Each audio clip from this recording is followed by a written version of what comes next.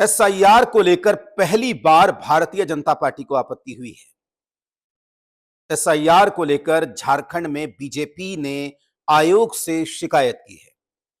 जी हां, ये पहली बार हुआ है क्योंकि अब तक एसआईआर को लेकर अलग-अलग पार्टियों ने अपना विरोध जताया था।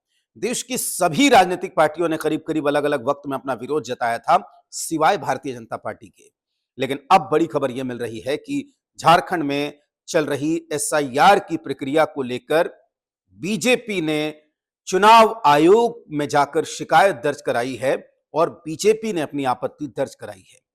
एसआईआर का मामला सबसे पहले बिहार चुनाव के वक्त सामने आया, जब बिहार में चुनाव से ठीक पहले बड़े पैमाने पर एसआईआर की प्रक्रिया की बात कही गई और उसमें यह कहा गया कि चुनाव से पहले हम एसआईआर करेंगे और इसमें जो मतदाता योग्य नहीं होंगे या जिनके पास कार्ड नहीं होगा, स्थायी पता नहीं होगा या जो मतदाता मृत हो चुके हैं, उनके नाम को काट दिया जाएगा।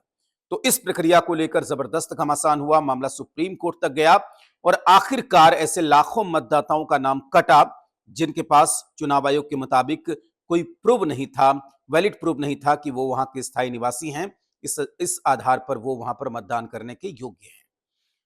इसी तरीके से जब बंगाल में चुनाव होने लगे, पश्चिम बंगाल में, तो वहां भी एसआईआर को लेकर तमाम तरह के बवाल हुए, लगातार विरोध प्रदर्शन हुआ, तमाम नारेबाजी हुई, कई बड़ी बड़ी रैलियां हुई। सुप्रीम कोर्ट में लंबे समय तक मामला चला और अभी भी चल रहा है। अभी भी तृणमूल कांग्रेस का यह कहना है कि कई ऐसी सीटें हैं जहां पर हम जितने वोटों से हारे हैं उससे ज्यादा लोगों का नाम काट दिया गया है एसआईआर की प्रक्रिया को लेकर। यही बात झारखंड मुक्ति मोर्चा कह रही है झारखंड में। हालांकि बंगाल, बिहार और झारखंड में एक बेसिक अंतर यह है कि बंगाल और बिहार में चुनाव से ठीक पहले एसआईआर की प्रक्रिया पूरी की जा रही थी, यानी कि वक्त नहीं था। झारखंड में पूरा वक्त है, चुनाव 2029 में है, इसलिए उसमें कोई जल्दीबाजी नहीं है। बार बार तारीख भी बढ़ाई जा रही है और सब कुछ इत्मीनान से हो रहा है। और अब यहां पर नया अपडेट यह है कि भारतीय जनता पार्टी ने चुनाव आयोग से यह गुहार लगाई है कि संथाल परगना में कुछ ऐसी जगहों पर मुसलमानों के नाम हैं जहां पर मुसलमानों के गांव ही नहीं है, मुसलमान वहां रहते ही नहीं है।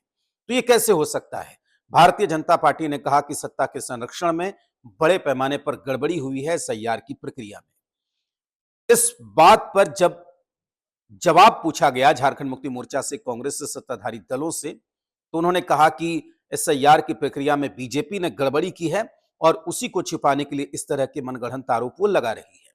अब देखना यह होगा कि चुनाव आयोग को जो शिकायत, जो आपत्ति भारतीय जनता पार्टी की तरफ से दी गई है, उस पर आयोग क्या कदम उठाती है। लेकिन कहीं ना कहीं एसआईआर की प्रक्रिया को लेकर एक बार फिर से सवाल उठ रहे हैं और सवाल गंभीर है।